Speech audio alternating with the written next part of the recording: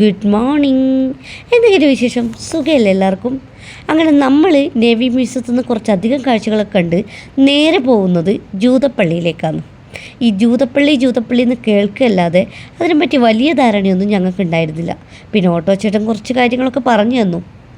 ഞങ്ങളില്ലേ അവിടുന്ന് ഒരു 3-3:30 അങ്ങനെയാണ് ഞങ്ങൾ ഫോർട്ട് കൊച്ചിയിലെത്തിയത്. അവിടുന്ന് കുറച്ചധികം നേരം ഫുഡിന് വേണ്ടിയിട്ട് നമ്മൾ പരതി നടന്നപ്പോഴാണ് ഈ ഒരു ഓട്ടോ ചേട്ടൻ പരിചയപ്പെട്ടത്.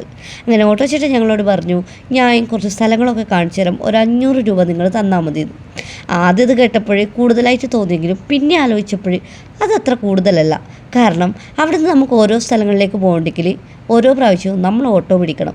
ഇവർ പല റേറ്റാണ് വാങ്ങുന്നത്. ചിലർ പറയുന്ന റേറ്റ് കേട്ടാൽ നമ്മൾ തന്നെ ഞെട്ടിപ്പോവും. ഇത്രയല്ലേ ഉള്ളൂ ഇവിടത്തേക്ക് ഇത്രയും പൈസയോ എന്നുള്ളത്. അങ്ങനെ ആയപ്പോൾ നമ്മൾ വിചാരിച്ചു ഇത് തന്നെയാണ് നല്ലത്. അങ്ങനെയാണ് ഞങ്ങൾ ഓട്ടോ ചേട്ടൻ്റെ കൂടെ കൂടിയത്. അങ്ങനെ ചേട്ടൻ ഞങ്ങളെ ഇവിടെ ഇറക്കിയിട്ട് ബൈ പറഞ്ഞ് പോയി. ഇനി നമ്മൾ ഇവിടുന്ന് എങ്ങോട്ടെങ്കിലും പോവാം അല്ലേ? ഇനി നമ്മൾ ഇവിടുത്തെ കാര്യം പറയാം. നല്ല അടിപൊളി പ്ലേസ് ആട്ടോ, സൂപ്പർ സ്ഥലമാണ്. നമുക്ക് വീഡിയോസും ഫോട്ടോസൊക്കെ എടുക്കാൻ പറ്റിയ നല്ല അടിപൊളി സ്ഥലം.